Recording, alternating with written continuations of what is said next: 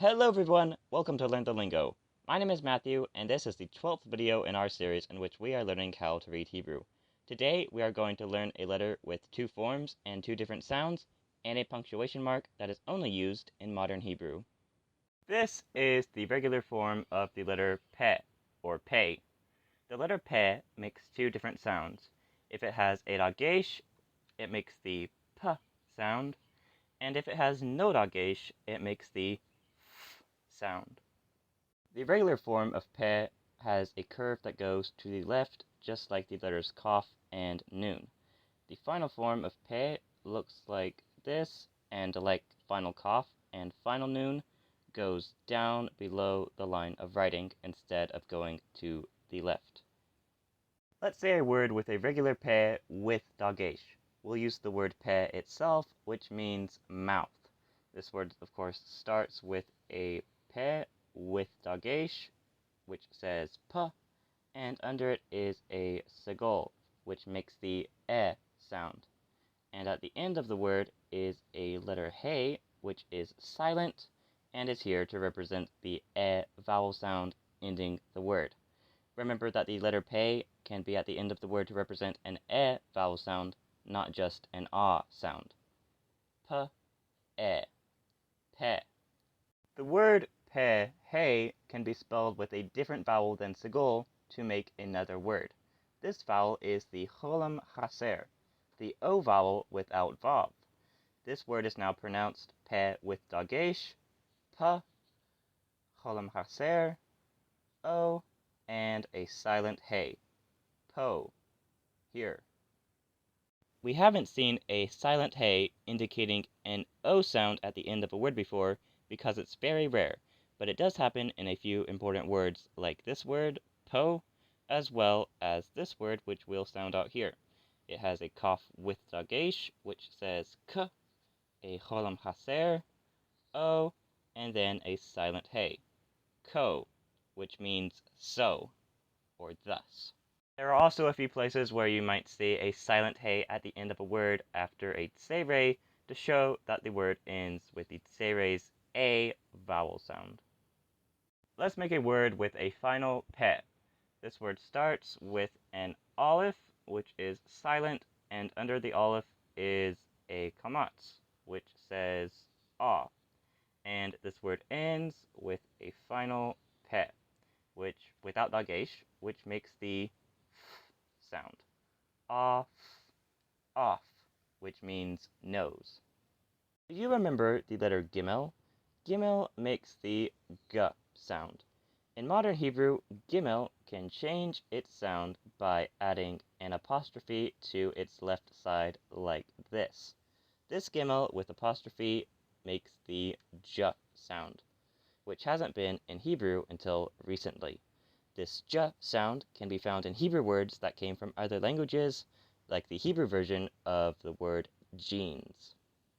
This word, of course, starts with the j sound of the gimel with apostrophe, j, and under the gimel is a hirik, which makes the e sound, and after the gimel comes a yud to represent the hirik's e sound.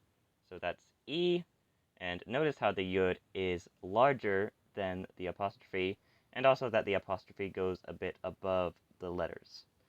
Next comes the letter nun, which makes the n sound, and under that is a shva, which ends the syllable. So this first syllable is jean, and then at the end we have a somic and its own little syllable. Jeans. Jeans. This ending with a shva and somic is pretty common of words that have come to Hebrew from other languages, though not so much of original Hebrew words. Let's learn a little word. This word is spelled ayin, patak, lamed. Silent ayin, patak, a, and lamed, l. Al. Al means on. To say on him or on her in Hebrew, you add a suffix to the end of this word al. These suffixes are spelled a little strangely, so let's take a look at them. For on him, we take the word all and add a kamatz under the last letter, which is lamed. Then we add a letter yud, and finally a letter vav. So how do we pronounce this?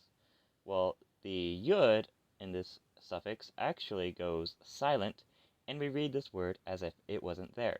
So we just read the kamatz, which is ah, and the vav, which makes the v sound. So this word is alav. This is a very strange spelling, but if there is a kamatz, yud, and vav at the end of a word, the yud is not pronounced. The suffix for her isn't as strange, but it does have some spellings that are pretty rare.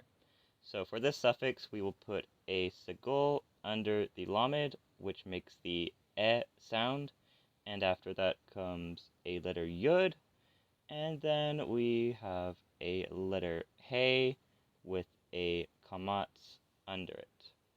Now we've seen a yud representing the tsere's a sound, and it can do the same thing with the segul's e sound, but it's just not very common. So then we have the letter hey and a kamatz under that. So that is ha and ah. So this word is aleha, aleha, on her. There aren't too many times when a vowel sound ends a word without a letter showing it, like a silent hey. But this is one of the times when we have no letter showing the vowel ending the word. In review, today we learned the letter pe. Pe is the last of 3 letters that change sound depending on whether they have a dagesh or not. When pe has a dagesh, it makes the p sound, and when it has no dagesh, it makes the f sound. Pe also has a final form which looks like this. We also learned that the letter Gimel, which usually makes the g sound, can take an apostrophe to make the j sound. We've learned that a silent hey can not only represent an a or e sound, but also the o sound of the cholam haser, or the a sound of a tsere. And finally, we've learned that the suffix kamatz yud vav is read ignoring the yud, and we just read the kamatz and the vav, which gives us av. If you enjoyed this video, please consider subscribing to my channel and turning on notifications so you can know when I make a new video. Also, I would really appreciate it if you gave this video a like and shared it with your friends who you think would like to learn Hebrew. Goodbye.